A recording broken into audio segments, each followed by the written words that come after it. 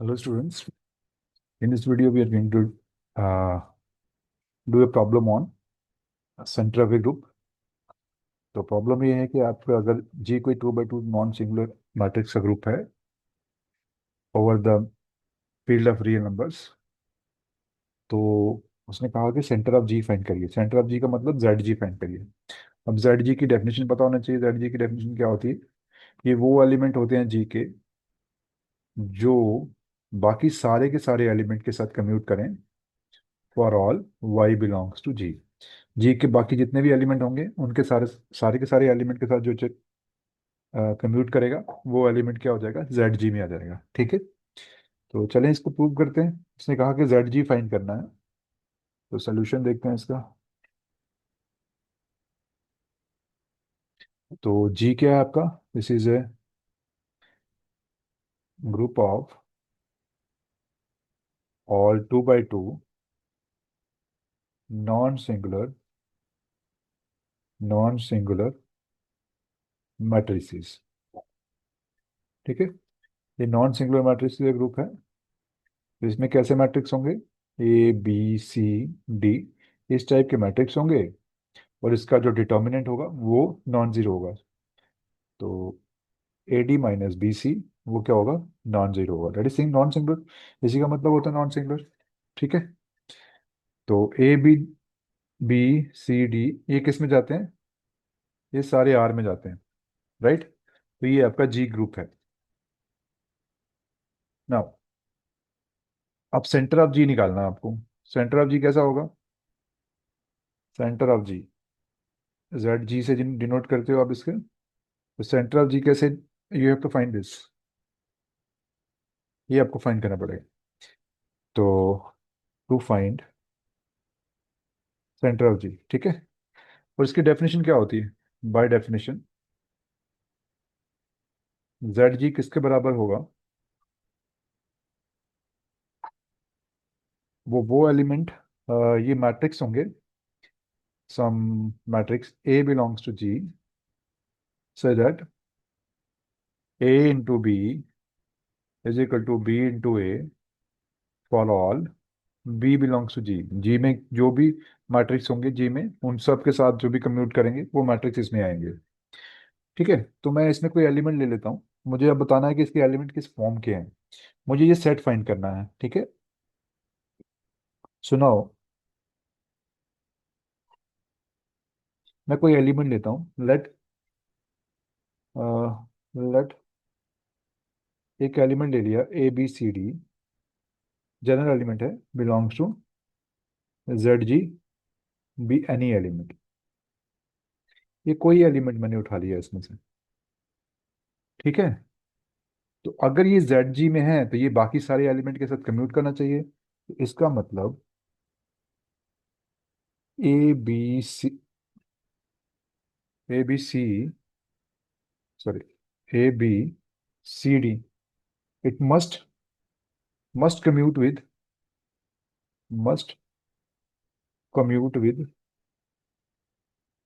Commute with किसके साथ commute करना चाहिए? With all the elements, with every element of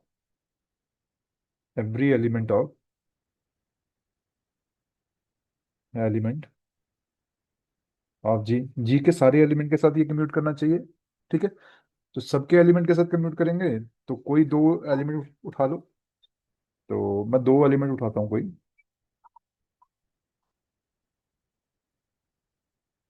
this implies this implies it will commute with दो particular element ले लो। Commute with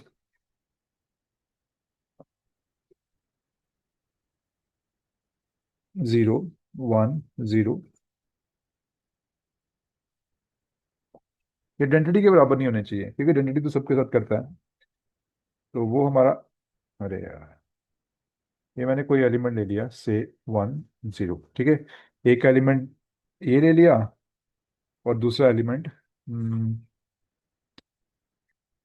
लेने 1 0 1 1। आप कोई भी एलिमेंट ले सकते हो, ये थोड़े इजी रहते हैं इनको कंप्यूट करना, इसलिए दे रहे हैं। तो मैंने जी में दो एलिमेंट ले लिए। देखो ये 2 बाय 2 मैट्रिक्स है, ठीक है। अब देखो इनका जो आपका डिटर्मिनेंट होगा, इसका भी नॉन जीरो है और इसका भी नॉन जीरो है, दोनों का डिटर्मिनेंट नॉन जीरो है, तो जी में होंगे ये एलिमेंट। जी में कैसे एलिमेंट है, वो एलिमेंट जिनका डिटर्मिनेंट नॉन जीरो, ठीक है ना। अब ये दोनों एलिमेंट के साथ क्या करेगा, ये जो ए बी सी डी है ये कंप्यूट करेगा। इसका मतलब क्या हो गया, this means what, this implies ये जो हमारे पास है ए बी सी डी, ये किसके साथ कम्यूट करेगा, 0 1 1 0 इज इक्वल टू 0 1 1 0। ये तो कम्यूट करेगा इसके साथ, ए बी सी डी, यही मतलब होता है। इसको रख लीजिए। इसका मतलब क्या हो गया, एंड दूसरा वाला क्या होगा, एंड दोनों को लिख लेते हैं। And one, A B C D, ये किसके साथ कम्यूट करेगा, 1 0 1 1, इसके साथ भी कम्यूट करेगा, ठीक है। 1 0 1 1, ए बी सी डी, ठीक है। लेट इट बी 1, इसको 1 रख लीजिए, इसको इक्वेशन नंबर 2 रख लीजिए, ठीक है। इसको 1 रखें, इसको 2 रखें। This implies, this implies what, आप देखिए ये दोनों बराबर हैं, इसको उठाता हूं, फ्रॉम 1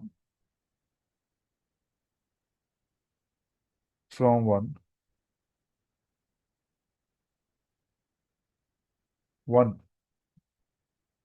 और मैं ये कह सकता हूँ 1 इंप्लाइज, ठीक है। मैंने 1 से उठाना है ये वाली इक्वेशन उठा लेता हूँ, A B C D 0 1 1 0। So A B C D 0 1 1 0, right. ये किसके बराबर है, 0 1 1 0, और ये किसके बराबर है, ए बी सी डी, ठीक है। ये इसके बराबर है। अब इसको मैं मल्टीप्लाई कर लेता हूँ, मल्टीप्लाई करूंगा तो क्या आएगा, ये इसके साथ मल्टीप्लाई करोगे तो ये क्या है, 0, इससे करोगे तो ये 1 आ जाएगा, 0 + b।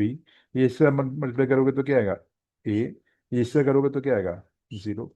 ये इससे करोगे तो क्या आएगा, सी, सॉरी 0 + d।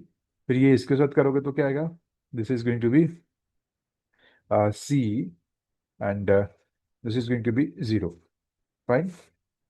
सिमिलरली इसको मल्टीप्लाई कर लीजिए, इसको इसको इससे करोगे, इसको इससे करोगे तो ये कितना आ जाएगा आपके पास, 0 + c। नेक्स्ट इसको इससे करोगे तो इसको इससे करोगे तो क्या आएगा, 0 + d, ठीक है। अब 1 को ए से करोगे और 0 को सी से करोगे तो क्या आएगा, a + 0। 1 को बी से करोगे और 0 को डी से करोगे तो क्या आएगा, b + 0, ठीक है। तो इसका मतलब हमारे पास क्या आ गया, BADC is equal to CDAB, ये आ गया हमारे पास। अब ये दो मैट्रिक्स इक्वल हैं तो इसका मतलब इनकी वैल्यू सेम होंगी। तो B = C आ गया, A is equal to A is equal to D आ गया यहाँ से, और D = A और B = C। तो ये हमारे पास बन गया, अब वैल्यूज आ गई इसकी, ठीक है। तो ये इक्वेशंस को रख लीजिए, लेट इट बी, कितना दिया हमने पीछे नंबर, 2 दिया है ना, ये 3 आ गया। नाउ 2 इम्प्लाइज व्हाट, अब दूसरी इक्वेशन को उठा लीजिए, ये वाली इक्वेशन उठा लेंगे, ABCD 1 1 1 0, इसको उठा लेंगे, ABCD 1 0 1 1, ठीक है।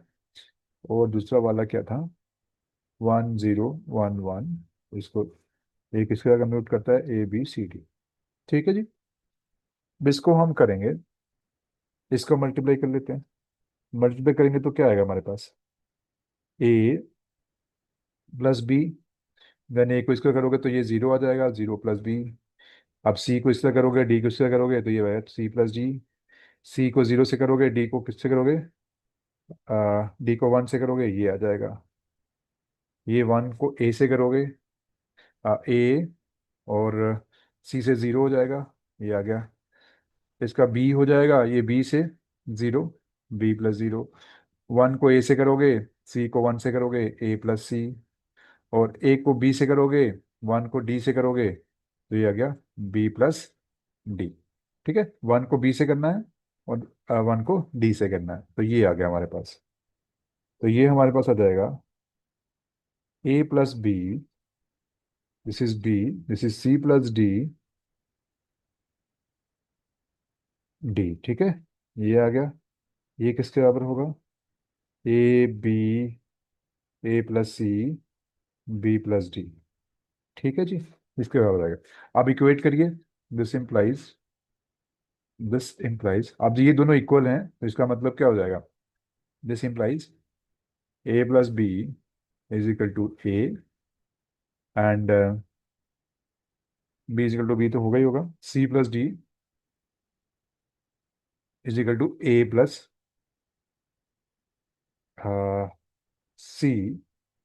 And this D is equal to B+D। So these are the equations. तो यहां से हमें क्या मिलेगा? दिस इंप्लाइज ये कैंसिल, तो ये आपको मिलेगा B इज इक्वल टू 0, एक मिल गया। यहाँ से क्या जाएगा आपको? सी सी कैंसिल हो गया, तो यहाँ क्या आएगा? D इज इक्वल टू ए आएगा, और यहाँ से हमें फिर से B ही मिल रहा है, B इज इक्वल टू 0 मिल रहा है, तो कोई फर्क नहीं पड़ने वाला। तो ये बन गया आपके पास 4 इक्वेशन। ठीक है, अब देखो B इज इक्वल टू 0 है और 3 को, फ्रॉम 3 and 4, इससे हमें क्या मिलता है वो देख लेते हैं। अब B इज इक्वल टू सी है, B यहाँ पे क्या है? 0 है, तो यहाँ पे क्या आ गया? B is equal to 0 is equal to C, this means that C is equal to 0। B is equal to कितना हो गया? 0 मिल गया हमें, C इज इक्वल टू क्या मिल गया? 0 हो गया। अब आगे देखते हैं A किसके बराबर है? D के बराबर है, तो यहाँ भी A is equal to D है। तो एंड दूसरा वाला क्या है आपके पास? A+B is equal to A, fine. A+D implies this, fine. And हमारे पास लास्ट में क्या बनता है?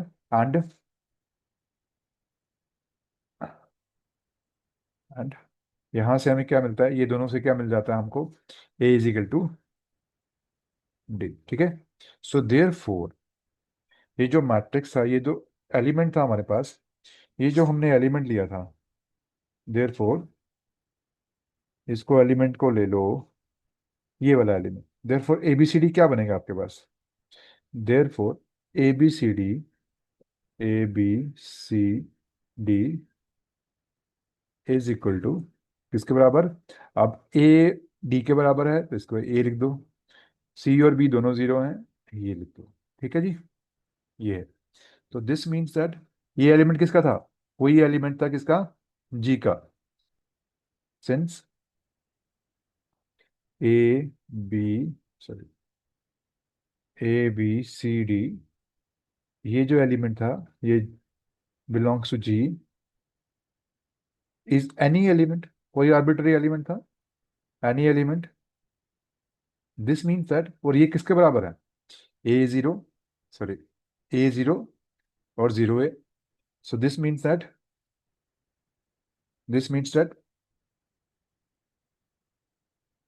And and ABCD is equal to किसके बराबर है? A0, 0A। This means, this implies that every element of G is of the form, किस फॉर्म का है? A0, is it okay? हाँ, is of the form 0A। और ये किसमें है आपका? ये जो आपको पता है रियल का। देयर फोर, सॉरी, ये एलिमेंट किसका था? ये एलिमेंट G का नहीं था, ये ZG का था।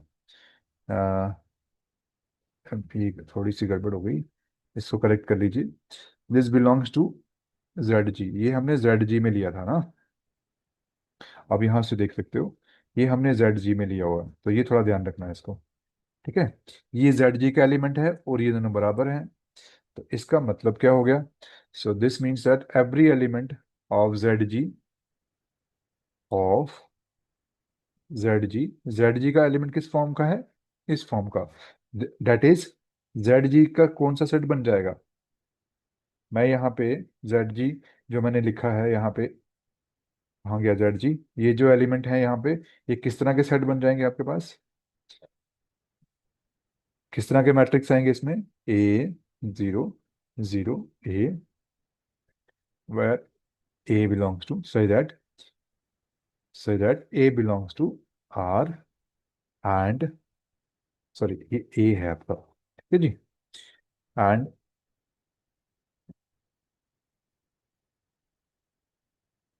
ए जीरो जीरो ए, इसको रहने दीजिए क्योंकि ये जी का एलिमेंट ही है। अगर आप ऐसे लिख सको दैट इज मच बेटर। मैं इसको ऐसे लिख सकता हूँ क्योंकि ये जी में ही जाएगा ना, such that A belongs to G, this is much better. तो ये जी के एलिमेंट वो एलिमेंट होंगे जिनका, ये डायगोनल एलिमेंट क्या होंगे? ये सेम होंगे, जिनके डायगोनल एलिमेंट सेम होंगे वो एलिमेंट सारे किस में आ जाएंगे? सेंटर में आ जाएंगे। So which is the required